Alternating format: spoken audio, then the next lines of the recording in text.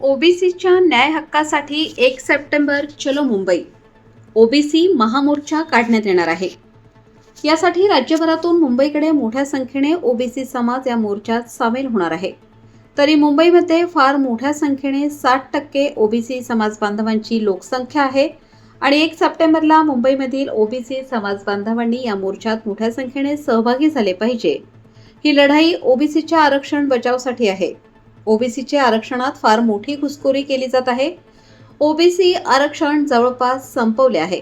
यासाठी पक्ष संघटना सर्व बाजूला ठेवून सर्व पक्षातील ओबीसी बांधवांनी मोठ्या संख्येने सहभागी होण्यासाठी ओबीसी आरक्षण बचावासाठी मुंबईमध्ये सर्व ओबीसी समाज बांधवांची नियोजन बैठक, धनगर ओबीसी नेते तथा मुंबई विभागीय राष्ट्रवादी काँग्रेस पार्टी ओबीसी विभागाचे मुंबई अध्यक्ष सन्माननीय श्री बबनराव मदने साहेब यांच्या मार्गदर्शनाखाली रविवार दिनांक 23/8/2026 रोजी दुपारी 2 वाजता मालाड पूर्व धनजीवाडी राष्ट्रवादी काँग्रेस पार्टी ओबीसी विभागाचे उत्तर पश्चिम जिल्हा मध्यवर्ती कार्यालय वेस्टर्न एक्सप्रेस हायवे येथे संपन्न झाले.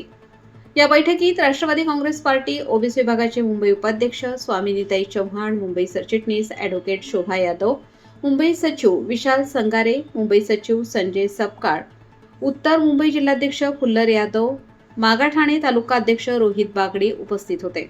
तसेच ओबीसी समाजाचे प्रमुख पदाधिकारी कार्यकर्ते यांच्या आपापल्या विभागात बैठका घेऊन 1 सप्टेंबर रोजी मुंबई आझाद मैदानावर मोठ्या संख्येने उपस्थित राहण्याचे आवाहन धनगर ओबीसी नेते तथा राष्ट्रवादी काँग्रेस पार्टी ओबीसी विभागाचे मुंबई अध्यक्ष सन्माननीय श्री बबनराव मदने साहेब यांनी ओबीसी समाज बांधवांना केले आहे.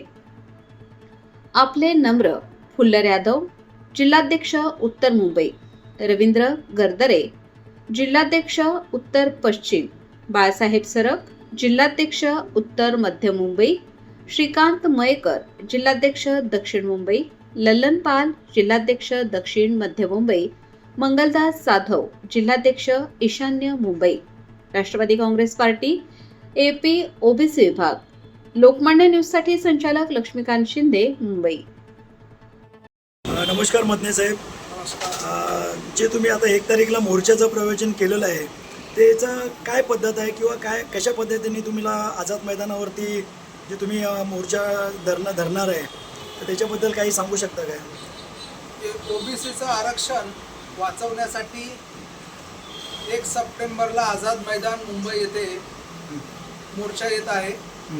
संपूर्ण राज्यातून ओबीसी समाजाचे 450 जाती ह्या मोर्चामध्ये सहभागी होणार आहे. आणि आज आपण पाहिलं तर मुंबईमध्ये ओबीसी 60% ओबीसी समाज हा मुंबईमध्ये राहतो.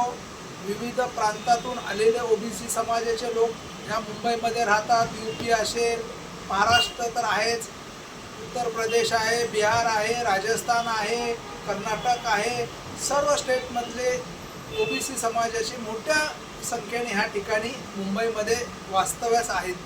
आणि ओबीसीचं आरक्षण हे आता जवळजवळ संपलेलंच आहे. ओबीसीमध्ये फार मोठ्या प्रमाणात या मनोज जरांगे पाटलाच्यामुळे फार मोठ्या प्रमाणात एक घुसखोरी झालेली आहे. कारण मराठा समाज आणि ओबीसी समाजामध्ये जर वाद निर्माण करण्याचं जर कोणी काम केलं असेल त्या मनोज जरांगे पाटील यांनी केलं आहे. ठीक आहे, विदर्भ मराठवाड्यामध्ये त्या ठिकाणी जसं हैदराबाद ग्रॅज्युएटप्रमाणे त्यांना मिळायला पाहिजे होतं, कारण त्यांच्या काही ठिकाणी नोंदी लागलेल्या नव्हत्या, तिथपर्यंत त्यांचं आंदोलन आम्ही समजू शकत होतो. पण ज्या पद्धतीने सरसकट मराठा समाजाला ओबीसीमध्ये ज्या पद्धतीने दाखले देऊन आरक्षण देण्याची जी भूमिका मनोज जरांगे पाटलाची आहे त्यांच्यामुळे ना मराठा समाजाचं भलं होणार आहे ना ओबीसी समाजाचं भलं होणार आहे. आज ऑलरेडी ओबीसीमध्ये 27% आरक्षण आहे, त्याच्यामध्ये 450च्या जाती येतात. मग जर एवढ्या मोठ्या प्रमाणात जर मराठा समाज त्या ठिकाणी जर आला तर ओबीसीचं आरक्षण हे राहणार नाही.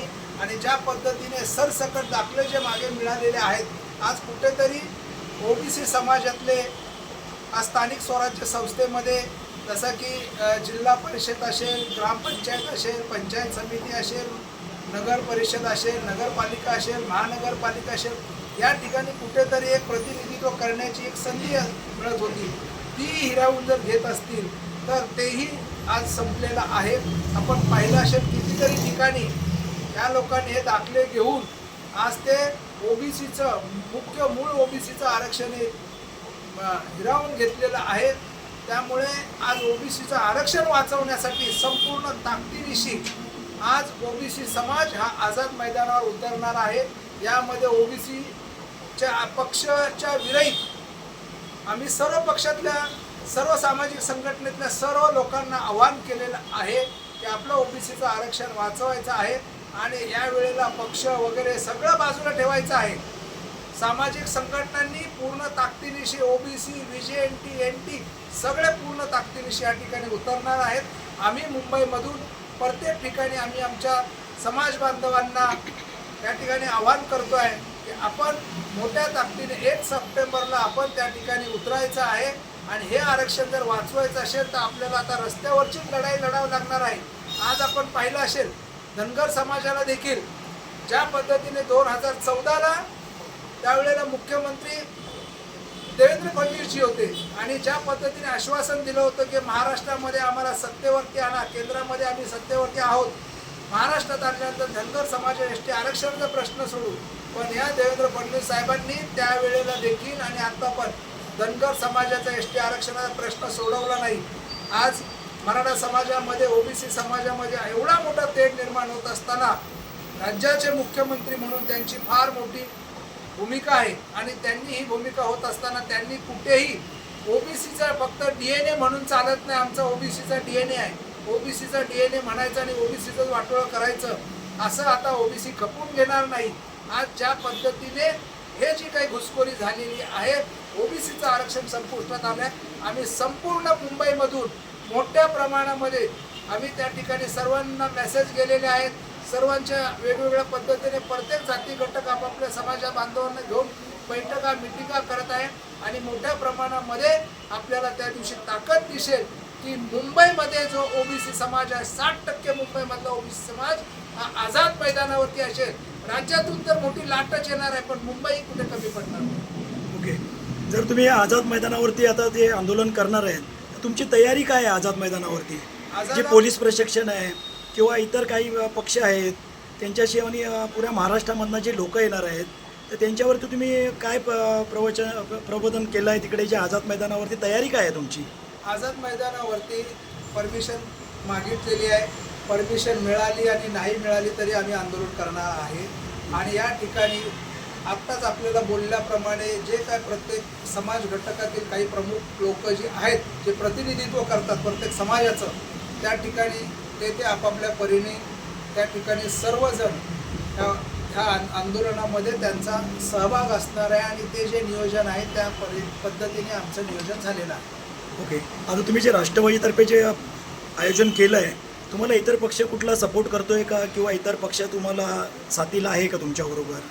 हे बघा, आम्ही जरी राष्ट्रवादी काँग्रेस पक्ष अजित पवार गटातून मी आज मुंबईचा अध्यक्ष आहे, पण आताच आपल्याला सांगितलं ही लढाई पक्षाची नाही आहे.